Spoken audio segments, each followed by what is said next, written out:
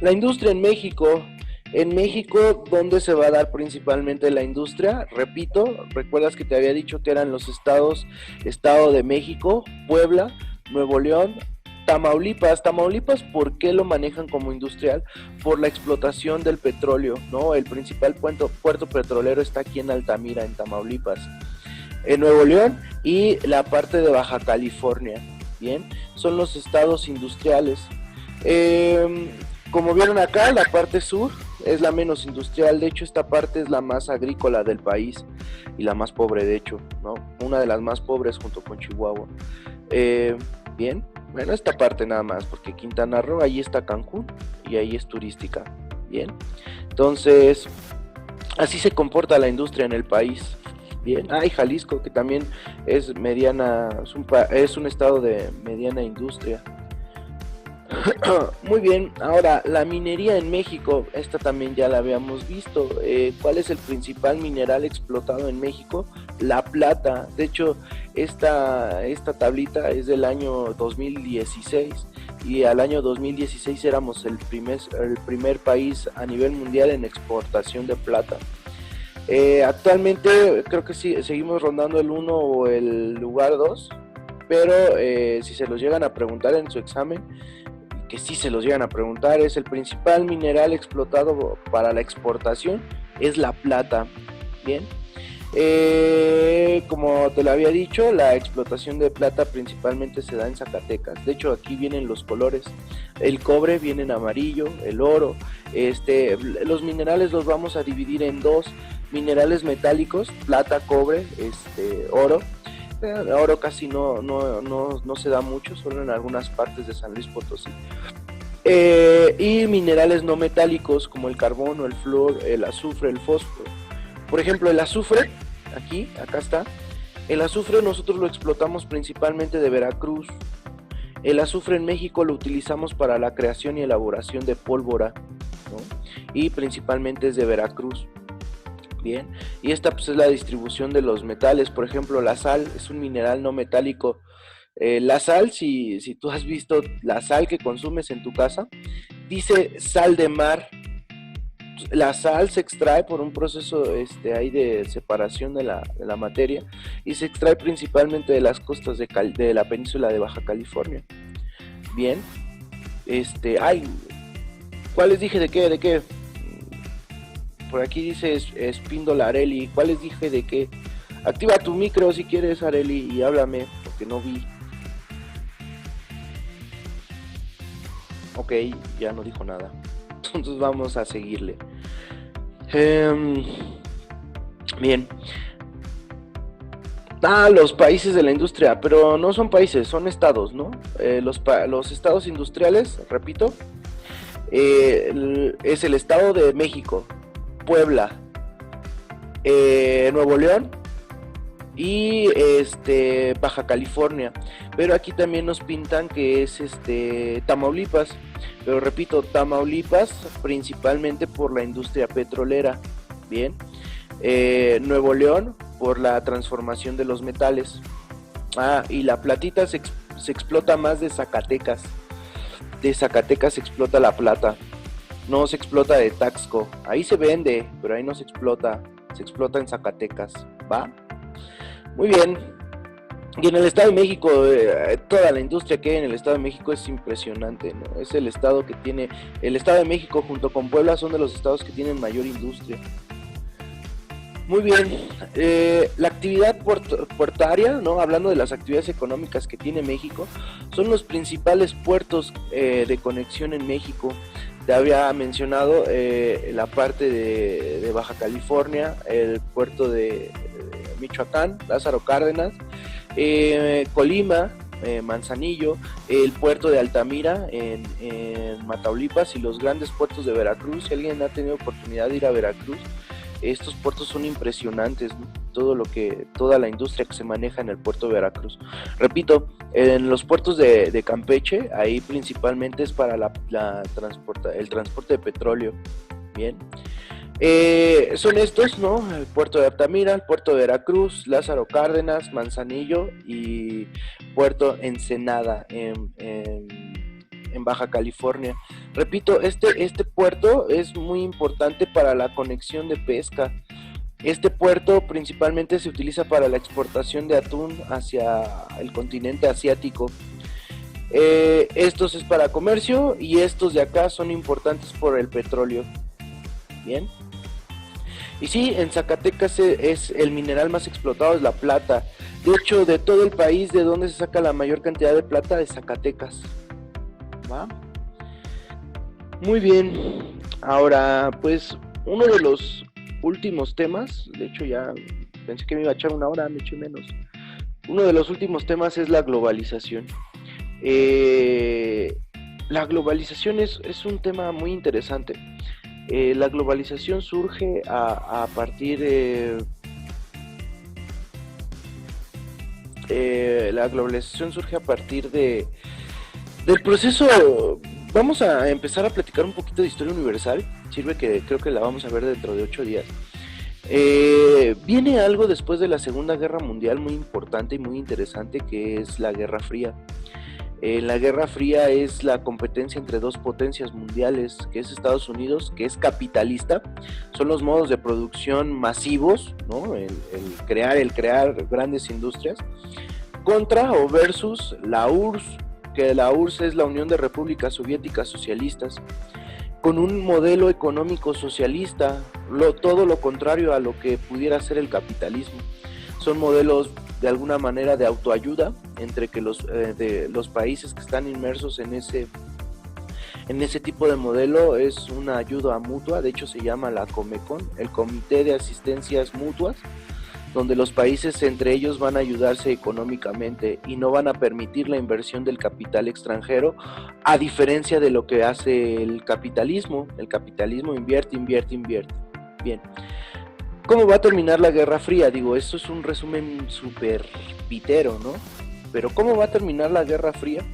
La URSS va a colapsar, los modelos económicos de la URSS no le van a dar y va a tener una crisis económica y política además, mientras que el capitalismo va a implementar modelos que vamos a conocer, modelos neoliberales. Bien. ¿Qué es este modelo neoliberal que tiene que ver con esto de la globalización? Bien, la globalización es lo siguiente, chéquense. Voy a más o menos tratar de explicar esto.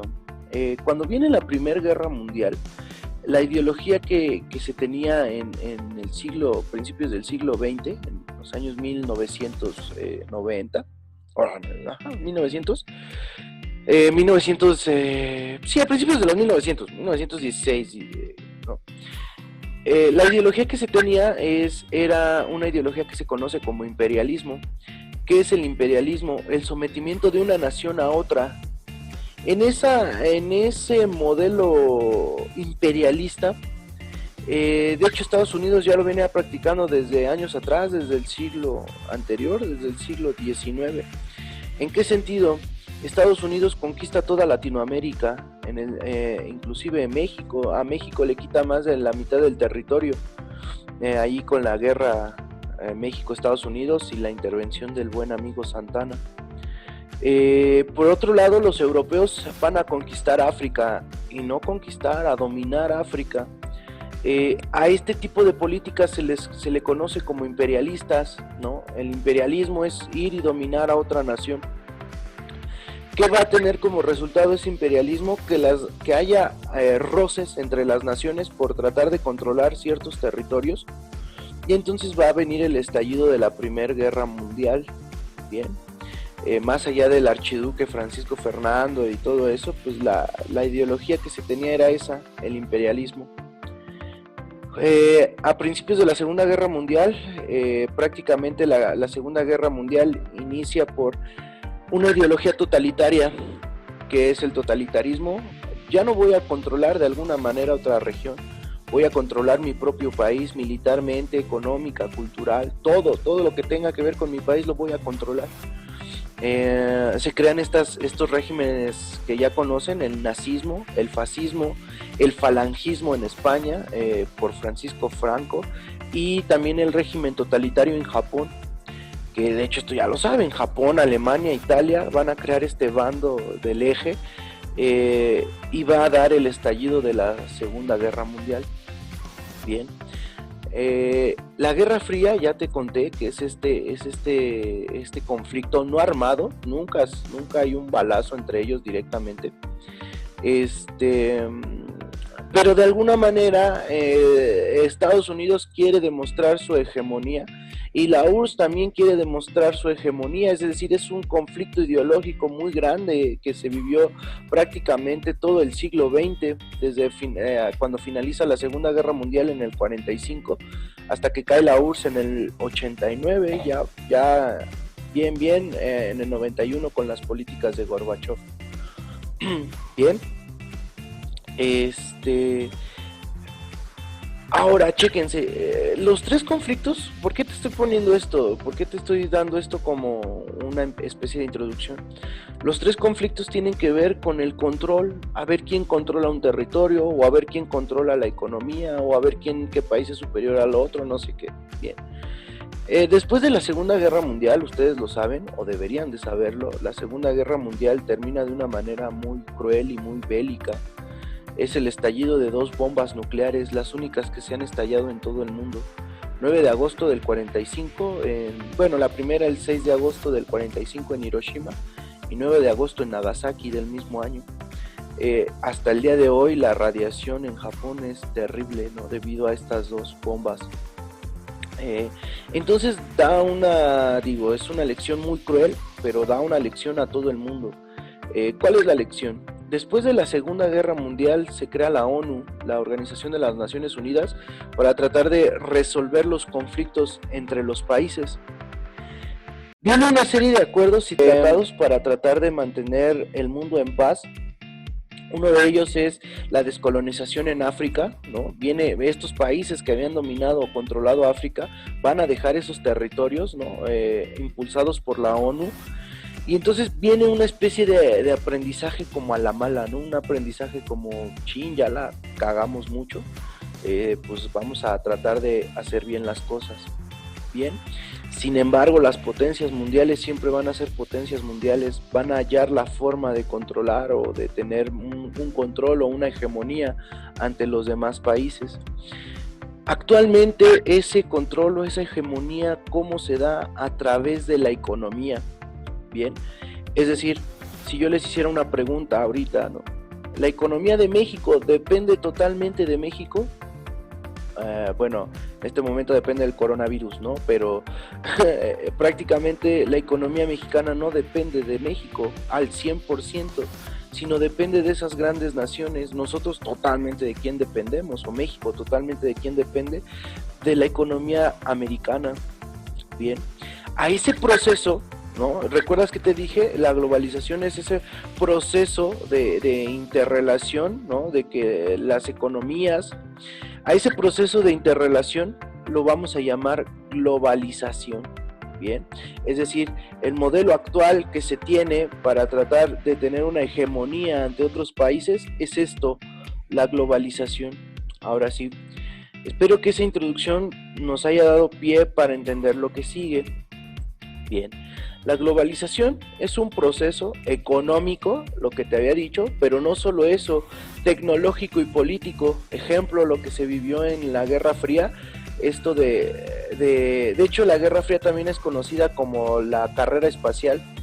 Los rusos enviaban de hecho ellos se llaman cosmonautas, ¿no? Y los rusos enviaban cosmonautas, mientras que los americanos astronautas, y a ver quién dominaba el espacio, hasta que Estados Unidos pisa la luna y entonces demuestra su hegemonía político, social y cultural a una escala mundial. Y esto digo, espero que con la introducción esto quede claro, chécate. Consiste en la creciente comunicación e interdependencia, esta es la palabra clave, interdependencia entre los distintos países del mundo, uniendo mercados, lo que te decía, mercados y culturas. Bien, ahí te va, mira. ¿Qué es la interdependencia? Te repito, México depende 100% de México para el crecimiento de su economía. No, entonces tenemos una interdependencia mundial, como lo dice aquí, a escala mundial. Tenemos una interdependencia mundial. No es solo México, todos los países sufren esto, llamado globalización. Esta parte que dice cultura, político, social y cultura, chécate, de hecho, nuestras políticas, ¿a quién se quieren asemejar? ¿O a quién quieren hacer una similitud en cuanto a lo político? Igual, pues al país que de alguna manera nos tiene o tenemos mucha influencia en él, que es Estados Unidos.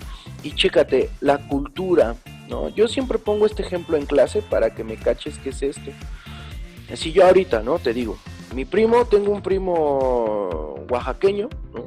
Y le decimos el negro. Y entonces yo también tengo un primo, ¿no? Tengo unos tíos, es un ejemplo que te estoy poniendo, ¿no? Tengo unos tíos que ellos se fueron a vivir a Estados Unidos y tienen un hijo. Pero también esos tíos son de Oaxaca y tienen un hijo los dos, pero mi primo es totalmente americano, nació allá, es más, ni siquiera habla español, nada, ¿no? Y entonces viene de visita y entonces yo te voy a preguntar, a ver, te voy a decir, no, tengo a estos dos sujetos, mi primo el mexicano y mi primo el americano, entre comillas, ¿no? Y te voy a decir, sin que hablen, sin que digan nada, ni una palabra, te voy a decir, a ver, ¿quién de ellos es el que nació en Estados Unidos y quién de ellos es el que nació aquí en México? ¿Lo pudieras tú distinguir? Es complicado. ¿Por qué es complicado? ¿Cómo van a venir vestidos? Pues similar, ¿no? Que a lo mejor bueno, si el mexicano trae unos tenis Panam, pues quiere decir que sí es mexicano, ¿no? Esa marca es mexicana. Pero supongamos que trae también unos Adidas, el primo americano trae unos Adidas, trae unos pantalones de mezclilla, el otro trae un pants, pero vamos, no es que el día de hoy las culturas se vistan típicamente, es decir, que tú reconozcas a un mexicano por la forma de vestir, en la forma de alguna manera en la que expresa su cultura. Bien, por eso dice aquí, es una interdependencia incluso cultural, ¿no? A eso le llamamos el proceso de globalización. Bien, y bueno, aquí dice, ¿no? Uniendo culturas. No hay de otra. A esto de unir culturas se le conoce como una homogeneización, así, homogeneización de la cultura. Bien, es decir, la cultura se hace homogénea. Esto, ya saben, la palabra homogénea quiere decir que no los puedes reconocer a simple vista. ¿Vientos? Ahora, pues ¿quiénes van a ser los que van a dominar el proceso de globalización? Los países que vamos a llamar países desarrollados. Bien. ¿Qué es un país desarrollado? Es un país que ha logrado un alto grado de industria, o como dice ahí, industrialización, y los habitantes pueden disfrutar de un alto nivel o estándar de vida. Bien, un país desarrollado prácticamente se ha consolidado como desarrollado por el fomentar la industria, por todos sus procesos ser industriales, es decir, llevar a cabo principalmente actividades secundarias más que primarias, secundarias y terciarias, obviamente. Bien, mientras, bueno, y ejemplos de países desarrollados, pues las grandes potencias europeas, Francia, Alemania, Italia, España, Inglaterra, Portugal, etcétera, etcétera. Y pues aquí en América, pues solamente tenemos, aquí sí hay una gran hegemonía, que es Canadá y Estados Unidos. De ahí todo el continente americano ya fue, nadie es desarrollado. Bien, versus, ¿no? ¿Quiénes van a ser los que de alguna manera van a estar globalizados ante estos países? Pues los países subdesarrollados o los países en subdesarrollo. El subdesarrollo se refiere a aquella situación donde no se cuenta con cierta cantidad de riqueza.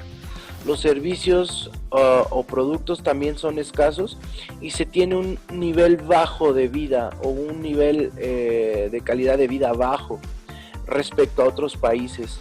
Bien, totalmente México es un país subdesarrollado. Bien, México, la esperanza de vida de los mexicanos no es tan alta como en un país desarrollado, el nivel de vida no es tan alto como en un desarrollado, etcétera, etcétera. Bien. Y de hecho esto es muy interesante para terminar de redondear todo esto de la globalización. ¿Recuerdas que habíamos mencionado que ya era más un control económico? Y chécate, ahí te va un ejemplo donde podemos ver claramente el proceso de globalización. México tiene una compañía refresquera llamada Grupo Pascual, que es más que una industria, es una cooperativa, son un buen de inversionistas. Y es mexicana. Pero ¿quién realmente controla la industria refresquera en el país? ¿México?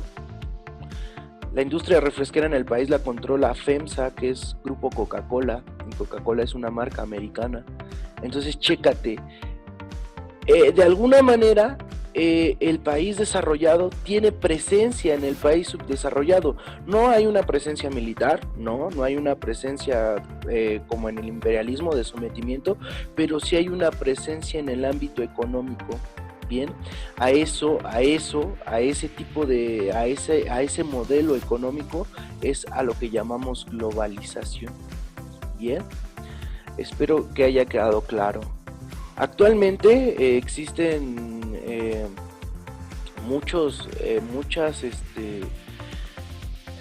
instituciones que van a fomentar la globalización. Una de ellas es el Fondo Monetario Internacional. El Fondo Monetario Internacional es un consejo, ya lo dice ahí, encabezado por 187 miembros y tiene su sede en Washington.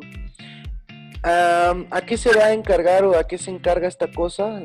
El Fondo Monetario Internacional se va a encargar principalmente de fomentar la industria entre los países.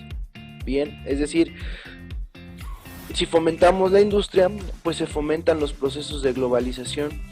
En teoría, estas instituciones, en teoría, deberían de promover la equidad entre países. Es decir, existen otras instituciones, ejemplo, el Banco Mundial, pero en específico, el Fondo Monetario Internacional, es el que se va a dedicar a fomentar la industria. Es decir, si México quiere crear una empresa de automóviles, ¿a quién le va a pedir dinero? Al Fondo Monetario Internacional.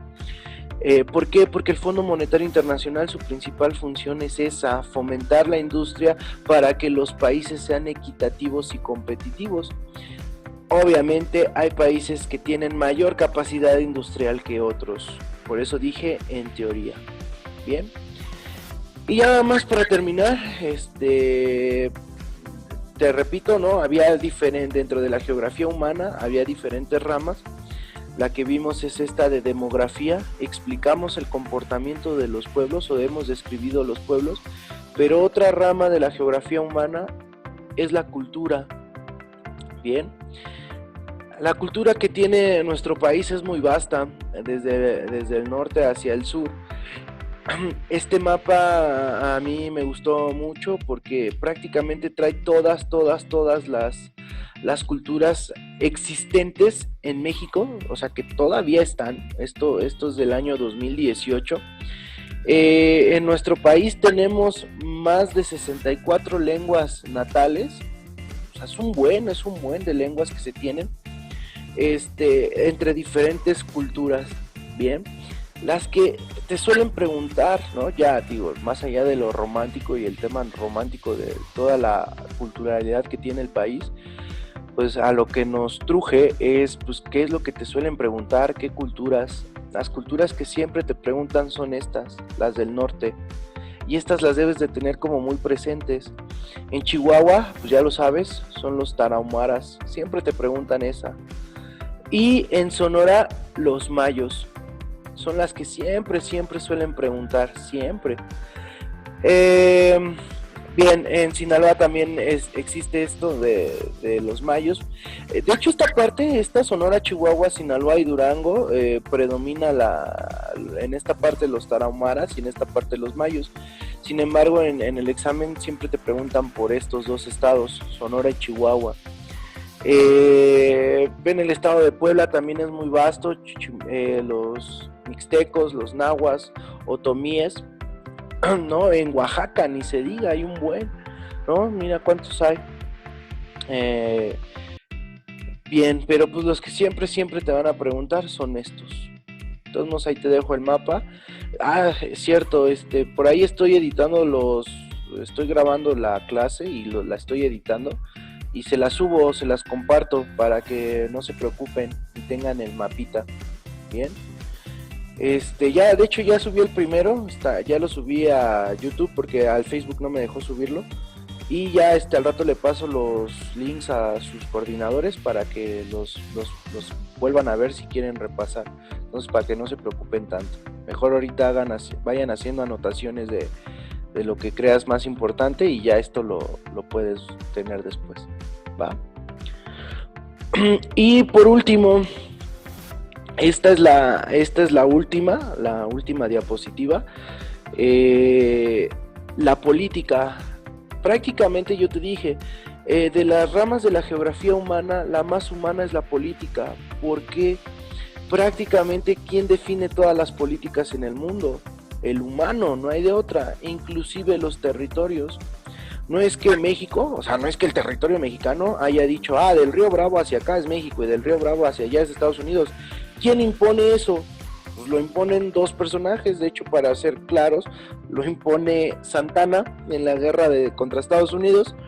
En el Tratado Guadalupe Hidalgo se establece que el límite fronterizo para todo México va a ser el Río Bravo, y con eso México pierde más de la mitad del territorio nacional, ¿no? Al final de cuentas, ese Tratado Guadalupe Hidalgo, ¿qué es? Pues es una política, es un acuerdo entre dos personas, entre dos humanos. Bien. Lo que nos compete, ahora sí, ¿cuáles son realmente nuestros territorios? Es decir, México hasta dónde tiene injerencia. Todo lo amarillo. Como dice ahí, es territorio continental. Nosotros lo vamos a llamar también, se conoce como territorio nacional. Bien, hay algo que llama mar territorial, que es donde prácticamente México tiene ahí a sus guardacostas y son sus límites fronterizos, y de ahí hacia adentro es México. Y si te diste cuenta, es esta franja azul. A eso lo vamos a llamar mar territorial, ¿no? Me parece que son aproximadamente, creo que son entre 600 y 800 millas náuticas a partir de la playa. Bien. Entonces, todo eso, todo lo que está dentro de ahí es territorio nacional. Sin embargo, también nosotros vamos a tener mares. Dice aquí que es una zona económica exclusiva. Ningún país puede ir ningún país podía, porque con las reformas energéticas de Peña Nieto ya se puede, ningún país podía entrar a crear sus industrias a nuestro mar, hablándose principalmente del petróleo. Bien, sin embargo, con algunas políticas pues se les ha dado o se les ha otorgado concesiones a algunos países para que puedan explotar esta zona económica. Bien, esta zona todavía, es decir, esto es algo chistosón. Ejemplo, si una persona viniera de un buque de España y viniera aquí en el mar, y entonces haz de cuenta que la persona viene embarazada y da luz aquí, en esta parte, pues ese sujeto ya es individuo o tiene una nacionalidad mexicana, nada más por sobrepasar este límite exclusivo. Si fuera de aquí para acá, pues sería la jurisdicción que tenga esta parte, ¿no? Es algo muy chistoso, ¿no? Y pues listo, niños, voy a activar sus micros